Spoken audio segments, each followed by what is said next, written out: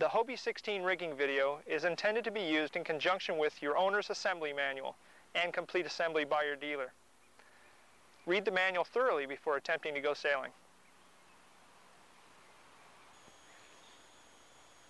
Hi, I'm Matt Miller, and I'm here with the Hobie Cat company to help you rig your Hobie 16 more easily. I have a few tricks that can help you save some time in rigging, so you'll have some more time to sail. I've taken the shrouds, forestay, and the trapeze wires and run them in and out of 2 or 3 lacings on the trampoline. In this case, it's a one-piece trampoline with a lacing up the side. To keep the rudders in place while trailering, I've taken line and tied each corner of the tiller crossbar to the rear corner casting, one on each side. That keeps the rudders in place while trailering. When you're ready to step the mast, you need to pull the wires free of their hold down. Go ahead and grab it from the rear and pull the slack on through.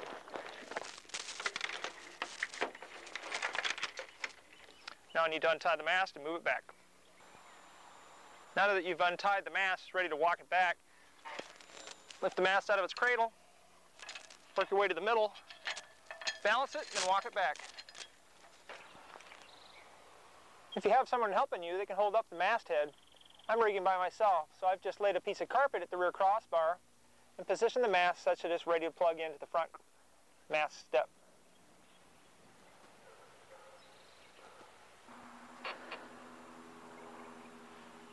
Now you need to install your mast bearing. It's a round piece of Teflon placed inside the mast step. Place it in such a way as when you step the mast base is going to force this into a small cup, creating a bearing for the mast to rotate on.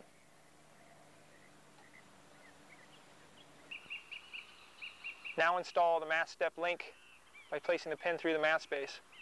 This hinge keeps the 2 pieces together while you step the mast.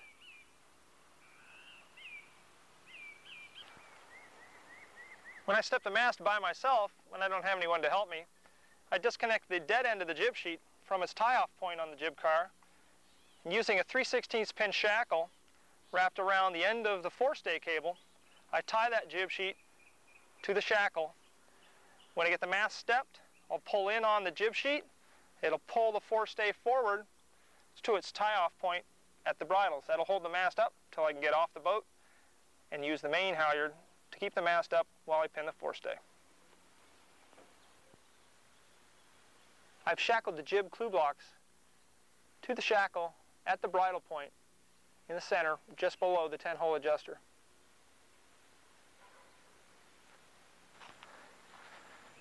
Next, you want to check your shrouds and trapeze wires, make sure that they're all hanging straight off the shackles on the mast. None of them are twisted upside down. But just make sure that they're all facing towards the base of the mast. Also, make sure that these shackles are extremely tight. You should have a safety wire in the main shackle. That'll keep the pin from turning, even though it becomes a little bit loose.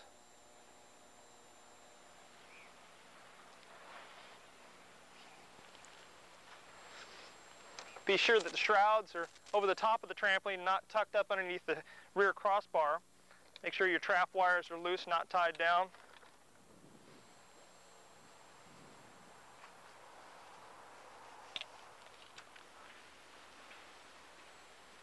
Take a look at your shrouds and the adjusters. Make sure they're not twisted, facing towards the aft.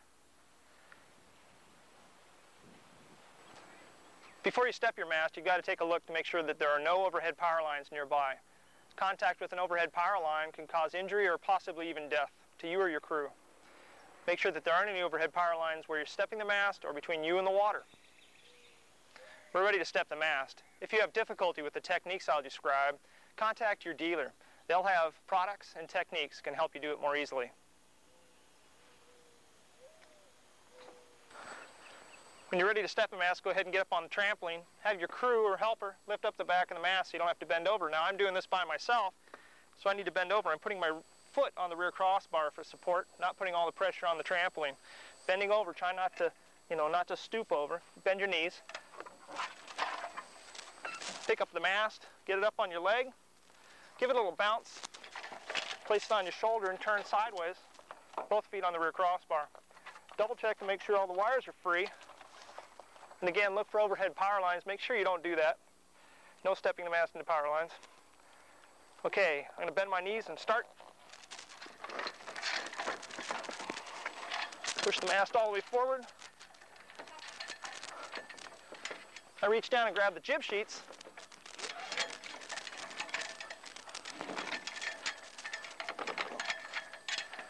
That'll hold the mast up until I'm ready to pin a forestay.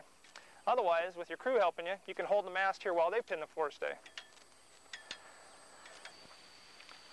Now when I'm stepping the mast by myself, I take now the main halyard and shackle it to the bow tang, put tension on it to hold the mast up so that you can ease the pressure off on the jib sheets and pin the forestay. Now I can release the pressure on the halyard and remove the MassDEP Link.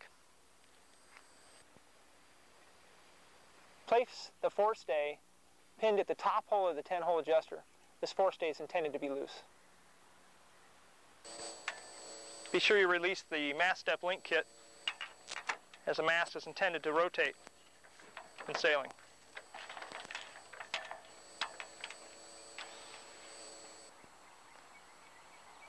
Now we're ready to raise the sails. It's best to raise the sails when the boat is on the beach, so it's more stable. Best not to raise the sails when it's on the trailer.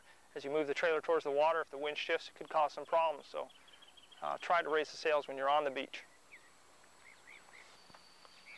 Once you've rolled your sails out on the trampoline, you need to tension the battens in the sail.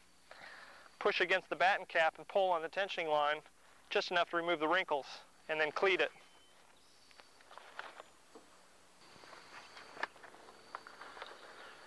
When you're cleating your batten caps, be sure you're cleating towards the direction that's dug out slightly and flattened. That's the side that holds. Pull the line through and then cleat it. Now we're ready to raise the sails. You want to pull the mainsail right up next to the mast. Now we're going to raise the mainsail first because you don't want the jib hitting you in the back of the head while you're doing the main. So start with the main. Grab the head of the sail. Attach the main halyard shackle.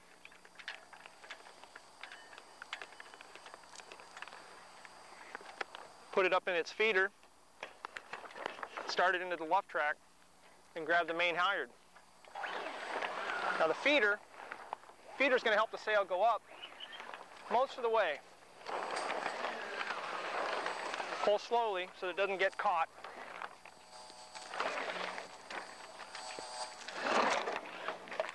Right up near the top, it's best to give it a little help by pushing up on the sail just above the feeder. I push against the batten cap. Now that it's at the top, I'm going to pull out and away from the mast and then pull hard to get the mast cleat at the top free, pulling close to the mast again, release the tension until it locks up underneath the 2-finger prong. Up at the top, there's 2-finger prong. The halyard comes out away from it, let it down in close underneath it, release the pressure, and then the swedge will get caught underneath the 2-finger prong. Once the sail is fully raised, I don't want to tie the halyard directly against the side of the mast, as this halyard sits out away from the mast and might catch on the jib when you tack. So I take the halyard, move it out behind the shrouds and the trapeze wires, back in against the mast. Now this is going to hold it further back in the back side of the mast. One more thing, I take it behind the downhaul cleat and then lightly tension it just to keep it from slapping against the mast. The excess halyard you can either stow away in a pouch, or else I'm going to tuck it up underneath the jib halyard when we set that up.